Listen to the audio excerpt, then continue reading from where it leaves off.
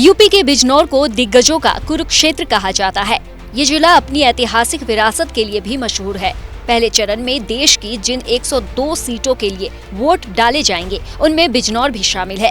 ये वही लोकसभा सीट है जहां से यूपी की पूर्व सीएम मायावती ने पहली बार चुनाव जीतकर संसद में कदम रखा था और इस बार यहां का मुकाबला कड़ा होने के आसार हैं, क्योंकि जैसे ही लोकसभा चुनाव की डुगडुगी बजी तो इंडिया और एनडीए के साथ बीएसपी ने अपने अपने प्रत्याशी चुनावी मैदान में उतार दिए। इस लिहाज से यहाँ का सियासी और जातीय समीकरण जानना बहुत जरूरी है। साथ ही किस पार्टी ने इस बार बिजनौर से किस नेता पर दांव चला है, ये भी जान लेते हैं। बिजनौर से एनडीए के उम्मीदवार के तौर पर आरएलडी के प्रत्याशी चंदन चौहान चुनाव लड़ रहे हैं, जबकि समाजवादी पार्टी ने दीपक सैनी को अपना उम्मीदवार बनाया है। वहीं बसपा ने यहां आरएलडी छोड़कर आए चौधरी विजेंद्र सिंह को खड़ा किया है। यानी कि बीजेपी ने गुर्जर, बसपा ने जाट और समाजवादी पार्टी ने ओबीसी वर्ग को साधने की कोशिश की है। बिजनौर लोकसभा के इतिहास की बात करें तो 1991 से अब तक बीजेपी 4 बार इस सीट पर अपना कब्जा जमा चुकी है, जबकि इस बीच में समाजवादी पार्टी 2 बार, रालोद 1 बार इस सीट का प्रतिनिधित्व कर चुकी है। वर्तमान में इस सीट पर बसपा का कब्जा है, जिसके सांसद मलूक नागर हैं। 1991 और 1996 में बीजेपी के मंगल राम प्रेमी को जीत मिली थी। 1998 में सपा की ओमवती देवी को जीत मिली तो 1999 में बीजेपी के शीश राम सिंह, 2004 में आरएलडी के मुंशी राम सिंह, 2009 में संजय सिंह चौहान ने जीत का परचम लहराया।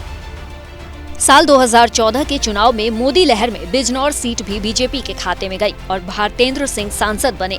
फिर 2019 में बीएसपी के मलूक नागर विजयी हुए। बिजनौर लोकसभा में 5 विधानसभा सीट है। इसमें अगर जातिगत वोटर की बात करें तो करीब 4.5 लाख से 5 लाख के आसपास मुस्लिम वोटर हैं, जबकि तकरीबन 4 से 4.5 लाख के बीच दलित वोटर हैं। 1.5 से 1.25 लाख के करीब जाट मतदाता हैं। इसके अलावा 50 से 75 हजार के बीच में गुर्जर वोटर हैं और 50 से 60 हजार के बीच में ब्राह्मण वोटर हैं। इस सीट पर मुस्लिम और दलित वोटर हमेशा निर्णायक रहे हैं। यूपी की हॉट सीटों में शुमार बिजनौर पर इस बार राजनेताओं के साथ साथ राजनीतिक विशेषज्ञों की भी पैनी नजर है, क्योंकि मायावती अकेले चुनाव लड़ रही हैं। ऐसे में सपा का वोट कटना तय माना जा रहा है, क्योंकि पिछली बार सपा के साथ गठबंधन करने पर ही बसपा ने ये सीट हथियाई थी। ऐसे में बीजेपी के 5वीं बार जीतने के पूरे चांसेस हैं। हालांकि चुनावी नतीजे जब सामने आते हैं तो सारे समीकरण धरे के धरे रह जाते हैं। तो बिजनौर में इस बार किसका सिक्का चलेगा, आपको क्या लगता है? हमें कमेंट बॉक्स में जरूर बताएं।